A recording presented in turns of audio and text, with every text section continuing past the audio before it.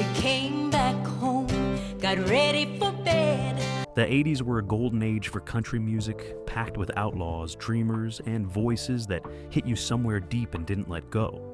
But for every Reba or Randy Travis who built a dynasty, there were dozens of artists who walked up to the microphone, delivered one song that stopped the world, and then quietly disappeared.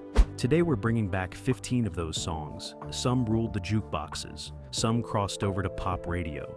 All of them were huge, even if the names behind them have slowly faded from memory. This is the 80s Country One-Hit Wonder List you didn't know you needed. Number 15, Drifter by Sylvia. Before she was known for anything else, Sylvia was known for this. A warm, unhurried vocal riding a mid-tempo groove that felt like a long drive down a two-lane highway with nowhere particular to be. Drifter arrived in 1981, and it had an ease to it. A quiet confidence that made it sound like it had always existed somewhere out there in the air, just waiting for someone to finally write it down.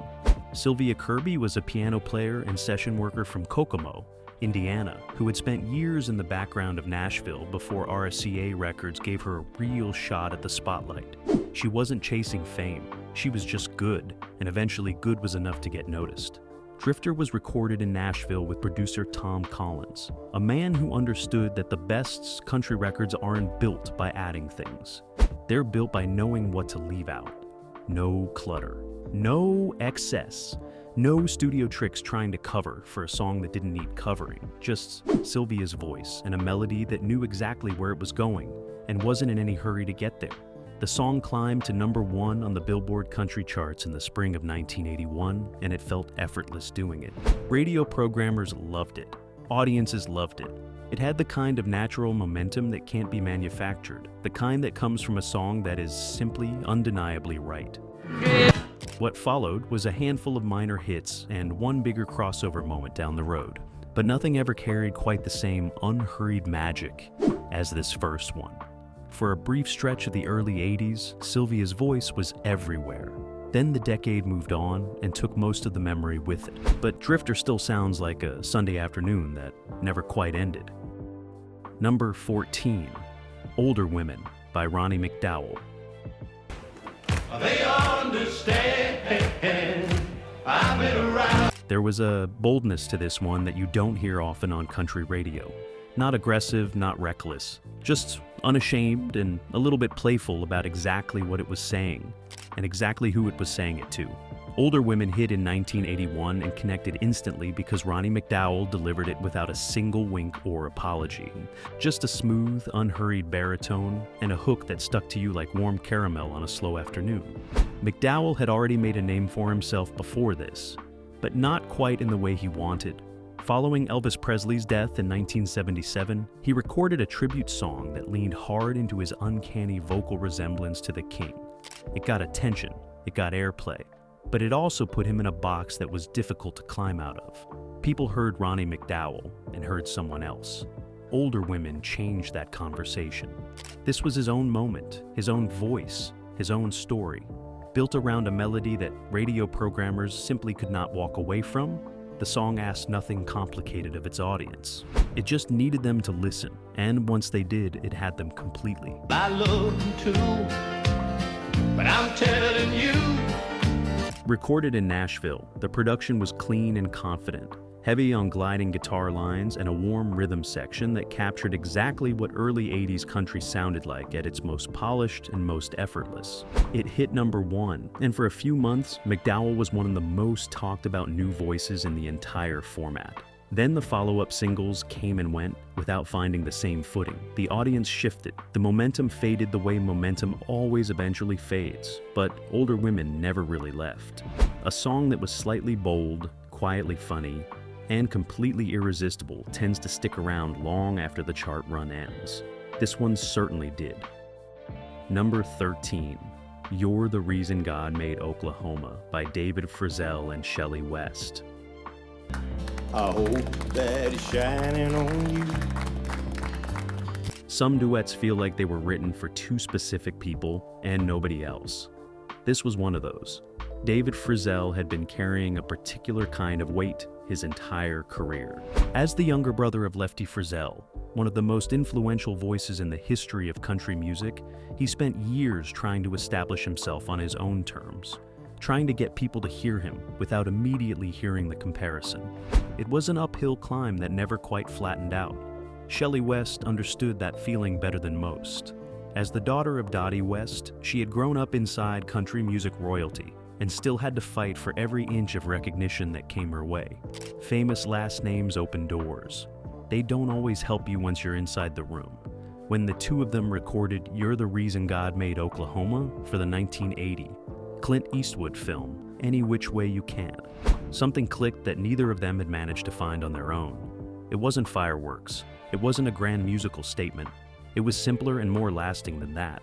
The song was a conversation between two people missing home and missing each other, trading verses back and forth across a melody that sounded like it had been floating somewhere inside country music forever, just waiting for the right two voices to finally claim it. Producer Snuff Garrett kept the arrangement open and warm, trusting the singers and trusting the song without cluttering either one. You're the reason God made Oklahoma, and It was never originally intended to be a standalone single. It was written for a soundtrack, tucked into the back half of an Eastwood sequel, not exactly the launch pad anyone plans a career around. But once the movie hit theaters and audiences started asking about that song, the one with the two voices and the melody that stayed with you, there was simply no stopping it. It reached #1 in 1981 and earned them a CMA award for Vocal Duo of the Year. They followed up with more duets and found modest success along the way. But this one remained the peak. Two people with famous last names who finally unexpectedly found their own moment.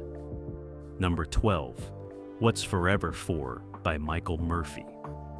And how they change with the times. Some questions don't have answers. The best country songs understand that, and they don't try to pretend otherwise. What's Forever For? Arrived in 1982, and it asked one of the most quietly devastating questions the format had heard in years. Not with anger, not with self-pity, just with a kind of tired, clear-eyed honesty that landed differently than most of what was on the radio at the time. If love never lasts forever, what's forever for? It's the kind of line that stops you mid-sentence and makes you set down whatever you were holding. Michael Murphy was not new to this. He had already made his mark in the 70s with Wildfire, a haunting, atmospheric record that found an audience far outside the country world. But by the early 80s, he had reoriented himself toward Nashville, toward a more traditional sound, toward the kind of songwriting that asked real questions and trusted listeners to sit with them. Recorded in Nashville with a production that kept the arrangement open and unhurried, the track gave the lyric exactly the space it needed. Warm piano, restrained strings, a vocal performance that never oversold the emotion, because the emotion was already doing everything it needed to do on its own. The song hit #1 on the country charts in the spring of 1982, and crossed over onto the adult contemporary chart as well. For a few months, it was everywhere. The kind of record that people heard once and immediately needed to hear again. What's the glory in living? Follow-up singles came without finding the same altitude. The commercial momentum faded, and Murphy continued making music on his own terms, eventually moving toward Western and cowboy material. But What's Forever For remained Forever For, a song built around a question that nobody ever really answered. Sometimes that's exactly enough. Number 11, Nobody by Sylvia. I seem to recall that certain look in your eye. I said, who's... Wait, Sylvia again? Yes, but this one is a different story. Nobody arrived in 1982, and it crossed a line that pure country rarely crossed. It was a pop crossover hit, the kind that made country radio uncomfortable and pop radio delighted. A synthesizer shimmer, a melody built for AM airwaves, and a vocal performance so controlled and effortlessly pretty that it turned up everywhere from country stations to adult contemporary playlists. Producer Tom Collins saw what he had and leaned into it. The production was bright, polished, and slightly more adventurous than anything on her debut album. Sylvia's voice glided over the top of it like it was made of the same material as the music itself. Nobody hit #1 on the country chart and crossed into the Billboard Hot 100, peaking inside the top 15. For a brief stretch in the spring of 1982, it was genuinely inescapable. But the crossover moment also worked against her. Country purists felt she'd wandered too far. Pop audiences never fully adopted her. She was caught between two worlds and never quite found a home in either one after this. Ain't nobody's after you. The fact is what you Still, nobody is the perfect artifact of a specific moment in early 80s country, when the line between Nashville and pop was starting to blur, and no one was quite sure what to make of it yet. Sylvia walked right up to that line and, for one shining moment, owned it completely. Number 10, She Got the Gold Mine, I Got the Shaft by Jerry Reed.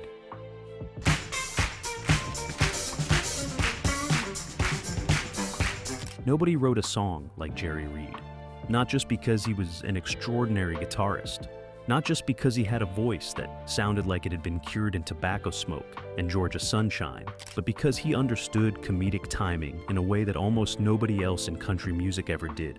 She Got the Gold Mine, I Got the Shaft landed in 1982, and it was Reed at his most sardonic, his most biting, and his most irresistibly funny. The song was about divorce, technically, but the way Reed delivered the title line, slow and resigned and just a little incredulous, turned it into something that transcended the subject matter. It wasn't just a breakup song, it was a philosophy. A shrug so big it needed 3 minutes of music to contain it. Sip on the cider, sip on the wine, both sip together and have a good time, said a one foot. Recorded in Nashville with the easy lived-in production that characterized Reed's best work, the track hit number 1 and brought him a whole new generation of listeners who maybe only knew him as the guy from Smokey and the Bandit. Follow-up material never captured the same lightning. Reed continued recording and performing, but this was his last major chart moment, a perfectly constructed country joke told by a man who was as gifted a musician as he was a storyteller. Funny, a little heartbroken, and absolutely unforgettable. Number 9, Swinging by John Anderson. There's a little girl in our neighborhood. Her name is... Close your eyes and you can hear the porch, the screen door, the slow tick of a summer afternoon. Swinging arrived in 1983, and it didn't feel like a calculated radio move. It felt like something John Anderson had lived, a memory set to music, a piece of genuine country storytelling that the format hadn't heard in a while. Anderson had been knocking around Nashville for years before this one. He'd released albums, scored minor hits, built a reputation as a pure traditionalist in an era when the urban cowboy trend was pulling country toward a glossier, more commercial sound. Then swinging came along and changed everything. in the kitchen cutting chicken up to fry, and Daddy was in the back. Produced by Frank Jones and recorded at Columbia Studios in Nashville, the track leaned hard into Anderson's drawl, into the easy roll of the melody, into the detail of the lyric. The girl on the porch swing, the summer heat, the feeling of youth that already has one foot out the door. It hit number 1 and stayed there. It earned Anderson a CM, A nomination, and brought a traditional sound back to the top of the charts at a time when that felt like a small act of rebellion. He never quite repeated its commercial peak, but Swinging remains one of the most genuinely joyful country records of the entire decade. A song that puts you somewhere specific and keeps you there for 3 perfect minutes. Number 8, Tight Fittin' Jeans by Conway Twitty. She tried to hide it by the faded denim clothes. Conway Twitty had been a country star since the late 60s, but the early 80s brought him something he hadn't quite had before. A moment that felt completely of its time, young and warm and just slightly dangerous. Tight Fittin'. Jeans landed in 1981 and it wrote a very specific energy. That post-urban cowboy current that ran through everything in country music in those years. The sense that the genre had found something new to say about desire, about class, about who walked into a bar and why. The song was built around a simple scene. A wealthy woman walks into a honky-tonk. She sits down next to a working man. Something shifts. The lyric was economic and precise, every line earning its place, and Twitty's voice wrapped around it like he'd been waiting his whole career to deliver exactly this. Used to champagne, but I'll buy you a beer. Produced by Jimmy Bowen at a Nashville studio, the production had a low, rolling groove that matched the mood of the lyric perfectly. no flash, just feeling. It reached #1 and became one of his most recognized recordings, not just in the context of his enormous catalog, but in the broader story of what early 80s country was trying to be: warm, sensual, rooted, and absolutely sure of itself. Tweety kept recording hits well into the decade, but this was the one that found a new audience. A song that walked into the room wearing something it knew would get noticed. #7, Stay Young by Don Williams. Oh, don't you lose that light in your eye. Don Williams never raised his voice. That was the whole point. In an era of big productions and louder everything, Williams built his entire career on restraint, on the quiet certainty of a baritone that didn't need to impress you because it was already too busy reaching you. Stay Young arrived in 1983, and it was pure Williams, a gentle, unhurried meditation on holding on to something before it slips away. Recorded in Nashville, the production was spare and warm, exactly the kind of thing producer Garth Fundis was known for. Guitar, soft percussion, strings kept so low, they were almost subliminal, and then that voice coming in like early morning light. Sure, steady, impossible to ignore. The song hit #1 and added another chapter to one of the most consistently understated careers in country music history. Stay young, keep your wheels in motion. But Stay Young holds a particular place in his catalog. It captures something Williams was uniquely suited to capture: the feeling that time is moving and music can slow it down, even if just for 3 minutes, even if just while the song is playing. He recorded well into the decade, but the hits came less frequently as the format shifted toward a harder, younger sound. Williams never chased it. He kept making the same quiet music with the same unhurried confidence. And for the people who loved him, that was exactly enough. #6, Bop by Dan Seals. Dan Seals had a past that most of his country audience didn't know about. Half of the soft rock duo England Dan and John Ford Coley, responsible for I'd Really Love to See You. Tonight back in 1976, Seals had quietly reinvented himself as a country artist by the mid-80s. And in 1986, Bop hit radio with a bounce and a brightness that felt completely different from everything else on the format. The song was built around rockabilly energy filtered through 80s production, hand claps, bright electric guitar, a rhythm that made it genuinely difficult to sit still. Seals' voice was light and warm, and perfectly suited to the song's playful, nostalgic spirit, a love letter to an older sound delivered through a very current frame.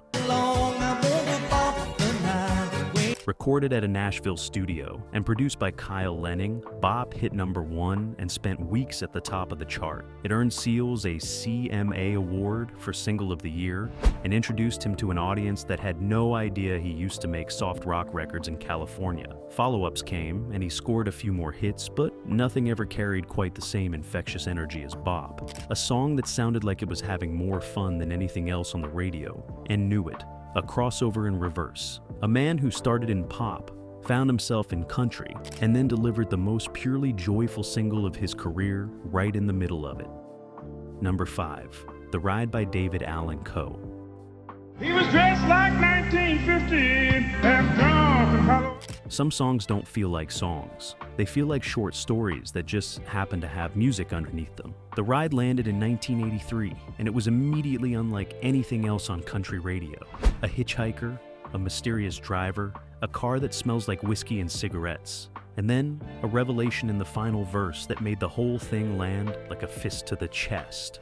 David Allan Coe was never quite a country music insider. Too rough, too uncompromising, too willing to go places the format preferred to avoid. He'd been recording since the late 60s and had built a fierce outlaw following without ever fully crossing over to mainstream success. The Ride changed that.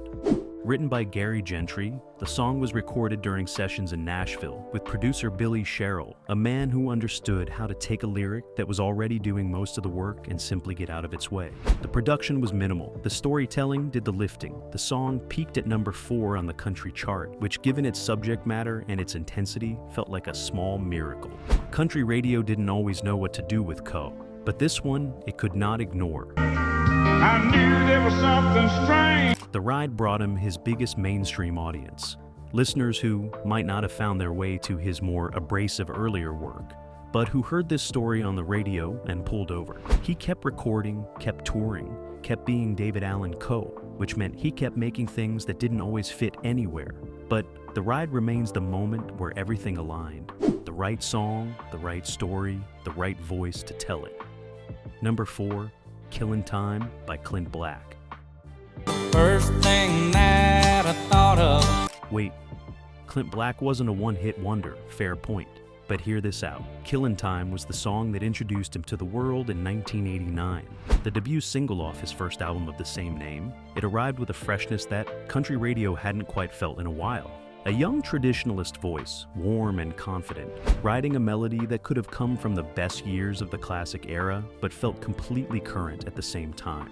Recorded in Houston and produced by James Stroud and Black himself, the track had a leanness to it that stood out against the bigger, shinier productions that dominated late 80s country. It trusted the song. It trusted the voice. Killin' Time hit number 1 and launched one of the most impactful debut runs in the history of the format. Black would go on to score 4 more number 1s from that first album, a record that still stands. On the bottle, getting loose and killing time. So, why is it here? Because for anyone who didn't follow what came next, this was the only song they knew. It crossed into pop consciousness, got played everywhere, became the calling card for a sound that would define the early 90s. And then it stayed there, in that particular memory, as a song from that summer, from that car, from that specific feeling of the late 80s turning slowly into something new. For the millions who heard it once and never circled back, Killin' Time was a one-hit wonder. For everyone who kept listening, it was the beginning of something extraordinary.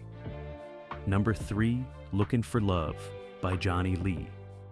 There are songs that belong to a specific moment in time so completely that you cannot separate one from the other. This was one of those. Lookin' for Love arrived in 1980 riding the enormous wave of the urban cowboy phenomenon, lifted out of the film's soundtrack and dropped directly onto every radio station in America simultaneously. It hit something real, a feeling that was bigger than country music, bigger than the movie, bigger than anyone involved in making it had anticipated or planned for. Johnny Lee had been working the Houston honky-tonk circuit for years before this, playing clubs, opening shows, building a following one night at a time, with very little to show for it on a national level. He was 33 years old when this song found him, old enough to mean every word of it. Recorded in Los Angeles and produced by Jim Ed Norman, the track balanced country warmth with a pop accessibility that made it irresistible across formats. The production had a shimmer to it, a brightness that matched the neon and sawdust energy of the urban cowboy era perfectly. And Lee's vocal was earnest without being desperate, longing without being defeated. The song hit number 1 on the country chart and crossed deep into the Billboard Hot 100. For the summer of 1980, it was simply everywhere. Jukeboxes, car radios, the opening credits of a cultural moment that rewrote what country music was allowed to be and who it was allowed to reach. Follow-up singles came and charted modestly. Nothing came close to repeating what this one had done. But Lookin' for Love didn't need a sequel. It was complete, a song that captured an entire era's longing in 3.5 minutes and then quietly stepped aside. Some songs earn their moment. This one owned it entirely. Number 2, Do You Know You Are My Sunshine by Eddie Raven. All alone, looking pretty, listening to. There are songs built for radio, and there are songs built for something more specific, a moment, a feeling, a particular kind of warmth that is almost impossible to manufacture, and yet somehow Eddie Raven manufactured it. Do You Know You Are My Sunshine hit in 1980, and it was a soft, swaying, almost lullaby-like country song, built around one of the most tender sentiments the format had produced in years. Not dramatic, not heartbroken, just quietly, completely in love. Raven was a Louisiana native who had spent years writing songs for other artists before stepping forward as a performer. He had written for Don Gibson, Roy Acuff, and others, learning the architecture of a great country song from the inside out before he ever sang one himself. Recorded in Nashville with a production style that matched the song's gentle temperature, the track climbed the country charts and introduced Raven to audiences who had been listening to his words through other voices for years. No, do you know you are my son? He would go on to have more hits in the mid-'80s, particularly with I Got Mexico and Joe Knows How to Live. But for a generation of listeners, Do You Know You Harbor My Sunshine was the first Eddie Raven record, the one that sounded like someone had reached into a quiet afternoon and put it directly on tape. A songwriter who finally had his moment. A song so warm and gentle it almost felt fragile.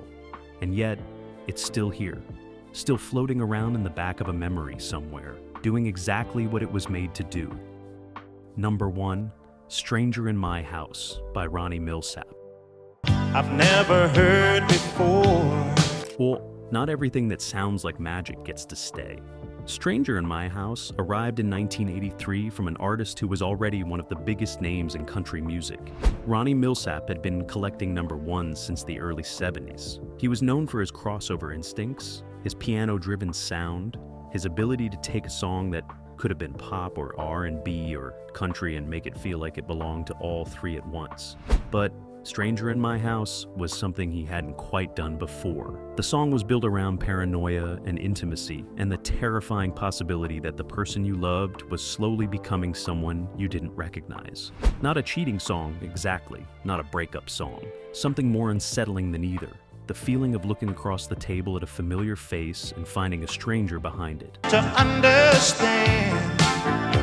Recorded at Groundstar Studios in Nashville with producer Tom Collins, the production was atmospheric and slightly noir in its textures, dark piano chords. A vocal performance from Millsap that moved between confusion and grief with a precision that made it feel completely lived in. The song hit number 1 and earned Millsap a Grammy Award for Best Male Country Vocal Performance. For a few months in 1983, it was the song, the one playing out of every window, every jukebox, every radio, in every diner from Nashville to the California coast. And then the decade kept moving. New sounds came in, the format shifted again, the way it always does. Millsap continued recording and continued charting, but nothing in his later catalog landed quite the same way. The combination of production, lyric, and performance that made Stranger in My House so specific and so affecting came together once at that particular level and never quite assembled itself the same way again. That is the definition of a one-hit wonder, not a failure, not an artist who fell short.